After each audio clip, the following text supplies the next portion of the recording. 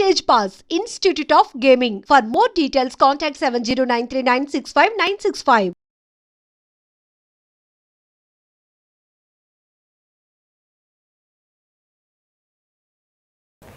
అంత స్టార్డమ్ని మీరు ఎట్లా ఎట్లా ఏమంటారు, ఎట్లా మేనేజ్ చేసేవాళ్ళు, ఎట్లా ఎంజాయ్ చేసేవాళ్ళు, ఎలా మేనేజ్? చాలా ఎంజాయ్ చేసేవాడండి. అవుట్డోర్స్ కార్ రౌండ్ వెళ్ళిపోయేవాళ్ళు, ఎక్కడ కోయంబత్తూరు, ఆ తర్వాత ఇంకా ఊటీ గీటీ అన్ని చోట్ల మా అన్నయ్య డ్రైవ్ చేస్తుండేవాడు, నేను మేకప్ అనుకునేవాడు, కుర్రాడు ఉండేవాడు. వెళ్ళిపోయి అన్ని షూటింగ్ అలా కారు వెళ్ళిపోయేవాళ్ళం. మేము అంత బిజీ చేసిన సినిమాలు. అంటే పెళ్లి కాకముందే వచ్చింది ఆ స్టార్? పెళ్లి కాకముందే కదా స్టార్. వెళ్ళిన తర్వాత వచ్చింది బాగుంటుంది, తన సజెషన్స్ అని ఇచ్చేది కదా. పెళ్లి కాకముందు వచ్చే స్టార్ అంటే మామూలుగా ఏమంటారు, సక్సెస్ తల మీదకి ఎక్కే ఛాన్సెస్ ఉన్నాయి. అది అది అది దాన్ని అది మీకు వచ్చిందా రాలేదా? అంటే పొగరు అంటారా? అబ్బాయి ఆ పొగరు ఉండేది కదా. చాలా ఫ్రెండ్ సరదాగా ఉండేవాడు తప్పితే. మళ్ళీ ఆ విజయసార్ రోడ్ రూమ్లో ఉండేవాడు కదా, ఆ రూమ్కి వచ్చేవాడిని, ఆ రూమ్లో కూర్చునేవాడిని, మాట్లాడాను ఫ్రెండ్తో. ప్రభాకర్ ఒక ఆయన ఉండేవాడు, నేను మా అన్న అక్కడికి వచ్చి అతను పికప్ చేసుకుని బయటికి వెళ్ళేవాడు. బుహారీస్ కానీ తర్వాత చైనీస్ కానీ తినేసి వస్తుండేవాడు. అలా ఉండేది. ఇంకా భారతీరాజు గారు షూటింగ్ జరిగేటప్పుడు రిలీజ్ అయిన తర్వాత చెప్పాడు ఆయన, సుధాకర్ తమిళ్లో నీకు ఒక ఇబ్బంది చేస్తారు వాళ్ళు, నువ్వు తొందరగా నీ తెలుగుకి ఎంటర్ అవ్వడం బెటర్ అనేవాడు. లక్కీగా నాకు ఊరికి వచ్చిన మాట, బోయిమంటలు వరుస సినిమాలు వచ్చేసి, అగ్నిపూలు, కృష్ణ గారు తమ్ముడు అనుకునేవాడు చాలా కాలం. అవును సార్, అవును.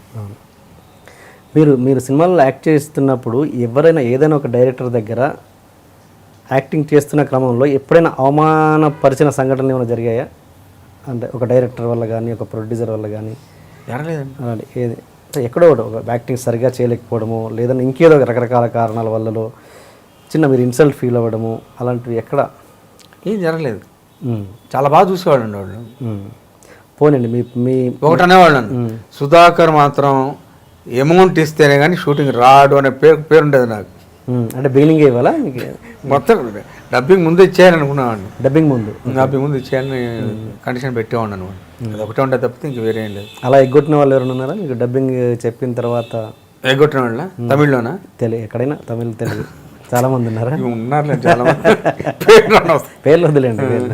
శశిభూషణ చాలు. సుబ్రహ్మరెడ్డి గారి సినిమా కదా, సుబ్రహ్మరెడ్డి గారి సినిమా కదా, సుభాషిణ పేరంటే ప్రొడ్యూసర్ పేరు శశిభూష్. అతను ఒకటి ఇబ్బంది కొట్టివ్వడం అవన్నీ చెప్పుకూడదు. అదే అవన్నీ వదిలేండి. కానీ నేను అంటే దాని తర్వాత కండిషన్ పెట్టారు, ఇంకా డబ్బింగ్ ఇస్తే కానీ చెప్పను అన్నట్టుగా. అంటే గట్టిగా చెప్పేవాడిని ఏమంటే చేద్దామని డబ్బింగ్ అనేవాడు. Okay okay. వాళ్ళు డబ్బింగ్ చెప్పించుకొని ఇచ్చేవాళ్ళు డబ్బులు కరెక్ట్గానే. ఓకే. నాకు ఎగ్గొట్టిన వాళ్ళు ఉంటే ఎవరు లేరండి తెలుగులో యాక్ట్ చేసేటప్పుడు, కరెక్ట్గానే ఇచ్చేవాళ్ళు అందరు.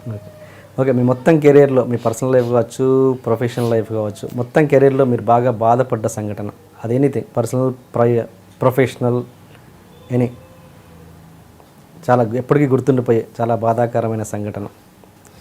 ఏం లేదే నాది. కరెక్ట్గా చెప్పండి, నాకు చాలా ఈజీ టేకింగ్ మెంటాలిటీ అండి. లైఫ్లో చాలా ఈజీగా తీసుకుంటాను ఏదైనా సరే. ఎలాంటి బాధ వచ్చినా కూడా కష్టం ఫీల్ అయ్యాను కదా నేను. అన్నీ ఈజీగా తీసుకుంటాను తప్పితే నాకు ఎలాంటి టెన్షన్స్ ఉండేవి కాదు. ఎంత ఈజీగా తీసుకున్నా ఒకటంటే గుర్తుండిపోయే సంఘటన ఉంటుందిగా. మనం ఈజీగా తీసుకున్నా కూడా ఒక సంఘటన అంటే మన జీవితంలో. మా అత్తగారు చనిపోయినప్పుడు మాత్రం నేను చాలా బాధ అనిపించింది. ఎస్, అదే అంటున్నా.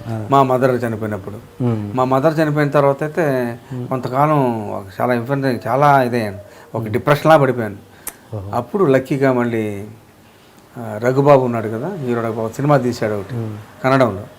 ఆ సినిమాలో ఆ నగరదల్లి నాయకుడు ఒక సినిమా తీశాడు. దాంట్లో పెట్టాడు నన్ను, వన్ ఆఫ్ ద మధురా నగర్లో character, one of the character నేను చేయాల్సి వచ్చింది. అప్పుడు ఆ షూటింగ్ బెంగళూరు వెళ్ళడం జరిగింది మిసెస్తో పాటు. అప్పుడు రిలాక్స్ అయ్యాను నా సినిమాలో, కాండా పిక్చర్కి. లేదంటే మదర్ చనిపోయిన ఫీలింగ్ చాలా కాలం ఉండేది నాకు. మీది love marriage, arrange marriage? Arrange marriage. Mrs Nellore. Okay okay. పెళ్లి నాకు ఒకే పెళ్లి చూపులు జరిగాయి. ఆ పెళ్లి చూపు నా వైఫ్తోనే పెళ్ళి అయిపోయింది. Very good, very good. ఆ తర్వాత నా హెయిర్ స్టైల్ బాగోదని చెప్పి పెళ్ళైన తర్వాత చెప్తే నా వైఫ్, సిద్ధార్థ హోటల్ అనే హోటల్ ఉండదు ఢిల్లీలో, అది కాలిపోవడానికి ముందు అక్కడ హెయిర్ స్టైల్ చేసుకున్నాను నేను. ఆ తర్వాత అది కాలిపోయింది. ఓకే. నా హెయిర్ స్టైల్ చేంజ్ చేసింది అక్కడ అనమాట. అదే మిసెస్ చెప్పడం వల్లే చేసుకున్నాను. ఏమంటే అంతకుముందు ఇంకోలా ఉండేది హెయిర్ స్టైల్, లాంగ్గా ఉండేది ఆ పాత పిక్చర్స్ అన్నిట్లో. ఈ హెయిర్ స్టైల్ మార్చుకున్న తర్వాత అన్ని పిక్చర్స్ కంటిన్యూ అయిపోయాను హీరోలో. ఓకే. ఇప్పుడున్న జనరేషన్లో ఏ హీరోతో మీరు వర్క్ చేయాలనుకుంటున్నారు కొత్తగా మీ రీఎంట్రీలో? మరి రామ్ సినిమాలు చూసాను చాలా. రామ్తో కానీ, తర్వాత మళ్ళీ పవన్ కళ్యాణ్తో చేసి కూడా బాగుంటుంది, తను ఎంకరేజ్ చేస్తాడు కూడా బాగుంటుంది. ఇప్పుడు రామ్ శంకర్ ఎలా చక్కగా చేయించుకున్నాడు, పవన్ కళ్యాణ్తో చేస్తున్నాడు, తను అలా చేయించుకుంటాడు చక్కగా, బాగుంటుంది చేస్తే. కానీ ఇప్పుడు వచ్చే డైరెక్టర్స్ అంత చక్కటి సినిమాలు తీస్తూ ఉన్నారు, ఆటి హీరోలు కూడా బాగా చేస్తున్నారు. ఎవరు సినిమా చేసినా కూడా నాకు సూటబుల్ క్యారెక్టర్, నేను బాగుంటుంది అనుకునే క్యారెక్టర్ వస్తే కంపల్సరీ చేస్తాను, సమస్య. అందరూ బాగా చేస్తున్నారు, ప్రతి హీరో ఆది కానివ్వండి, రామ్ కానీ అందరూ బాగా చేస్తున్నారు. ఓకే, ఇంకోటి మీరు వినాయక్ గారు అసిస్టెంట్ డైరెక్టర్గా ఉన్నప్పుడు ఆయన సెట్లో మీరు చాలాసార్లు చెప్పారంటే మీరు పెద్ద డైరెక్టర్ అవుతారు అని. అవునా? అవును, ఓసినా మరదల సినిమా అప్పుడు, ఓసినా మరదల షూటింగ్ అయినప్పుడు వినయ్ అనేవాళ్ళు అందరం. వినయ్తో చెప్పాను, మేము పెద్ద డైరెక్టర్ అవుతా వినయ్, మీరు డెఫినెట్గా అనేవాడు అనమాట. నవ్వేవాడు, అవుతానా అండి అని. డెఫినెట్గా అవుతావు వినయ్ అనేవాడు, ఎందుకంటే నా డైలాగ్ చెప్పించు అన్ని తనే ఉండేవాడు. డైరెక్టర్ పేరేంటి సాగర్ గారు ఉండేవాడు, సాగర్ గారు ఇతను వినాయక్ అప్ప చెప్పేవాడు, సుధాకర్ చేత అనుకుంటే నా దగ్గరకు వచ్చి ఇలా చెప్పి ఈ డైలాగ్స్ ఈ డైలాగ్ అంటే చెప్పేవాడు అనమాట. కాబట్టి వినయ్ అనేవాడు, మంచి డైరెక్టర్, పెద్ద డైరెక్టర్ అవుతామని. ఎందుకంటే ఆ స్టెబిలిటీ కనపడేది అతను చూస్తుంటే, చేస్తాడని. తర్వాత ఆ సినిమాలు చాలా చూసాను, నాకు అదృష్టం చాలా నచ్చింది. అదృష్టంలో చాలా బాగా తీయించాడు ఆ కామెడీ, అది మరి జూనియర్ ఎంట్రీ చేత భలే చేయించాడు. అది నాకు చాలా ఇష్టం ఆ సినిమా కూడా. అలాంటి సినిమా వస్తే ఇంకా బాగుంటుంది చేయడానికి. మరి అంతలా అన్న వినాయక్ గారు మరి మిమ్మల్ని ఎప్పుడు ఆఫర్ చేయలేదు యాక్టింగ్కి? లేదు, మరి నేను తర్వాత ఎక్కడ కూడా చూడలేదు, నేను కనపడలేదు ఎక్కడ నాకు. ఓకే ఓకే, సందర్భం ఏర్పడలేదు ఎక్కడ కలవడానికి. ఓకే. అండ్ బ్రహ్మానందం గారు, మీరు మీ ఇంటి పక్కనే కదా బ్రహ్మానందం గారు కదా? వెనకెళ్ళి బ్రహ్మానందం. ఎలా ఉంటుంది రిలేషన్ మీకు? నేను హాస్పిటల్లో ఉన్నప్పుడు వచ్చాడంట, వచ్చి ఒక నిమిషం అలా చూసి భయపడి పారిపోయారండి. అంటే అంత వీక్ అయిపోయి ఒకలా ఉన్నానండి చూడ్డానికి. నా మిస్ చెప్పింది, మీరు భయపడి వెళ్ళిపోయాడండి అంటే, భయస్తుడు వెళ్ళే బ్రహ్మాండం పర్లేదు, చూడపోయినా పర్లేదు, వచ్చేళ్ళాడు కదా చాలా అని చెప్పాను. నేను కోమాలు ఉన్నప్పుడు చూసాను అంతే. ఆ తర్వాత అంతకుముందు నేను బాగున్నప్పుడు ఇంటికి వచ్చేవాడు, మా ఇంట్లో మిసెస్ దోశలు వేస్తే దోశ తినేవాడు, అమ్మ అమ్మ అని చెప్పాడు, బాగుంటాడు. తర్వాత పక్క ఇంటికి వెనకింటికి వచ్చిన తర్వాత టచ్ వెళ్ళలేవు. మరి నేను వాకింగ్ వెళ్ళినప్పుడు కనపడటం లేదు, తెలియదు. మరి నేను వాకింగ్ వెళ్ళి వచ్చేస్తున్నాను తప్పితే అంటే కలవరా మీరు అసలు? ఏం కనపడలేదు మనకి. ఓకే ఓకే, ఈ మధ్యలో ఏం కనపడ్డా. Okay okay, right. And Bharani గారికి మీకు మంచి ఆయన వాళ్ళ ఇంట్లో శుభకార్యం జరిగినా కూడా మీరు ఇంటికి కూడా భరణి గారి ఫాదర్ని పిలిచారు? పిలిచాను. అదేంటి ముందు అది ఏంటి ఆ బియ్యం వేసింది గృహప్రవేశం అప్పుడు ఆయనే ఆ బియ్యం వేసిన తర్వాత ఇల్లు కట్టడం స్టార్ట్ అయింది. ఇల్లు కూడా బ్రహ్మాండంగా కట్టాము అంతా. మరి ఆయన వాళ్ళ నాన్నగారి ఆశీర్వాదం. ఎక్కడున్నారు ఆయన? చనిపోయారు కదా ఆయన. భరణి గారికి అంటే మా ఇద్దరు ఇంటిమేట్ చాలా ఎక్కువ అండి. అన్ని పురాణాల గురించి వాటి గురించి నేను అడిగేవాడిని, ఆయన డిస్కస్ చేసి చెప్పేవాడిని నాతో ఓపిక్గా. ఆయనకి నాకు చాలా ఇంటిమేట్, చాలా. ఆయన అంటే నాకు ఇష్టం, నేనంటే ఆయన కూడా అంత ఇష్టం. కానీ మీకు ఆయన రామ్ గోపాలరావు ఒకరు. రామ్ గోపాలరావు. మీరు శిశింద్రి సినిమా చేసేటప్పుడు భరణి గారు, మీరు గిరిబాబు గారు హోటల్ ఏదో బెండకాయ కూర ఇన్సిడెంట్ చెప్పారు. నేను బెండి మసాలా ఒకటి ఉందండి, భరణి గారు చాలా బాగుంటుందంటే తెప్పించేదాను. నేను తెప్పిస్తే నాగార్జున కూడా తిన్నాడు, బెండి మసాలా తెప్పించామంటని. అది ఆ రోజు పెద్ద గొడవ కూడా తమాషా జరిగింది. దాని బిల్లు 100 రూపాయలు అవుతాయి, 90 రూపాయలు, 200, 300, 400 ఉంటారు బిల్లు. అది ఒక బెండకాయ కూర 400 అన్నాడు ఆయన. స్టార్ కూడా అలాగే ఉంటుందండి, టేస్ట్ కూడా అలా ఉంది కదా అనేవాడు. ఆ గిరిబాబుతో తరగ వెళ్తాను దానికి భరణి గారు నవ్వుకున్నావు, తినేటప్పుడు నవ్వుకుంటాను.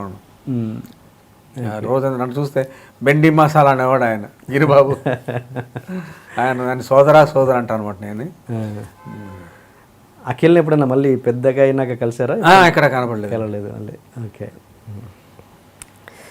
అంటే తమాషా ఏంటంటే అఖిల్తో సినిమా అది ఉన్నాడు కదా అఖిల్ తను, అదేంటి శిశింద్రి షూటింగ్ జరిగేటప్పుడు ఫోటో తీయించాను అఖిల్ది. చేయించి నా భార్య ప్రెగ్నెంట్గా ఉన్నప్పుడు ఆ ఫోటో ఇంట్లో పెట్టానంట, పద్మనాభ నగర్ ఉన్నప్పుడు. ఆ ఫోటో చూస్తూ ఉండేదన్నమాట మిస్సెస్. అలా అంత ఇష్టం అఖిల్ని చిన్నప్పుడు నాకు, అంత ముద్దుగా ఉండడు అనమాట. ఫోటో దించి అది ఇంట్లో పెట్టుకున్నాం అంటే మరి ఎంత ఇష్టం మీరు అనుకోవచ్చు.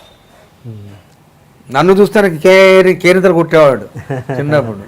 ఓకే ఓకే, నన్ను చూస్తేనే కొట్టేవాడు, బాగుండేది. భరణి గారి నుంచి స్పెషల్గా మెంతి మజ్జిగ తెప్పించుకునేవారు. తెప్పించుకునేవాడు. సుధాకర్ మీ ఇంటి నుంచి ఏమొస్తుంది ఈరోజు అన్నాడు. ఏదో వస్తుంది సార్, మీరు తిన్నగా నాన్ వెజ్ అనేవాడు. సార్ మా ఇంటి నుంచి తెప్పిస్తానండి. ఏం తెప్పిస్తున్నారు సార్? మజ్జిగ పులుసు అనేవాడు. ఇక మజ్జిగ సార్ అంత బాగుంటుంది అంట, మెంతి మజ్జిగ అంట. తెగ ఎంజాయ్.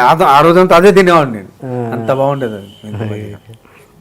అలాగే గొల్లపూడిగా మారుతిరావు గారి ఇంటి నాన్ వెజ్ మా ఇంటి నుంచి నాన్ వెజిటేరియన్ వస్తే వెజిటేరియన్ ఇంటి నుంచి వాళ్ళ ఇంట్లో నుంచి వచ్చేది, వల్లప్పుడు మారుతారావు గారి ఇంటి నుంచి. అది నేను తినేవాడిని, నాన్ వెజిటేరియన్ ఆయన తినేవాడు కొంచెం కొంచెం, అలా ఉండేది. Okay okay. మీరు రాజమౌళి గారి సినిమాలో అంటాను సీరియల్లో శాంతినివాసం అనే సీరియల్లో యాక్ట్ చేశారు అప్పట్లో, అది ఆయన డైరెక్టర్ కాకముందు. అప్పటి ఎక్స్పీరియన్స్ చెప్పండి. నేను అప్పుడే అనుకున్నాను రాజమౌళి గారు ఆయన సిన్సియారిటీ ఉండేది, షార్ట్ తీసుకోవడం కానీ ఇంకోటి కానీ ఒక స్థాపన ఇలాగే కావాలని చెప్పి చేయించుకునేవాడు. అది చాలా నచ్చింది నాకు. డైరెక్టర్ అంటే ఇలాగే ఉండాలనిపించింది నాకు. అంత బాగా ఒక స్టెబిలిటీ, ఒక ఇది ఉన్న డైరెక్టర్ అనిపించింది. డెఫినెట్గా గొప్ప డైరెక్టర్ అవుతాడని ఆ రోజు అనుకున్నాను నేను. అలాగే అయ్యాడు ఆయన. అది చాలా సంతోషమైన మ్యాటర్ నాకు. శాంతినివాసం సీరియల్ ఆయన దగ్గర నుండి చేయించుకున్నాడు. అది రాజేంద్ర గారి ఆధ్వర్యంలో జరిగిన సీరియల్ అది. మన బర్త్డేకి మీకు విషెస్ పెట్టాడు, ఆ విషయం తెలుసా? బర్త్డే విషెస్ పెట్టారు కానీ మరి నా బర్త్డే రాంగ్ పెట్టారు వాళ్ళు. నాది May 18th పుట్టింది, 1959 May 18th. మరి దాంట్లో వేరే రకంగా పెట్టారంట, తెలియక తెలియక పెట్టిండవచ్చు. Okay okay.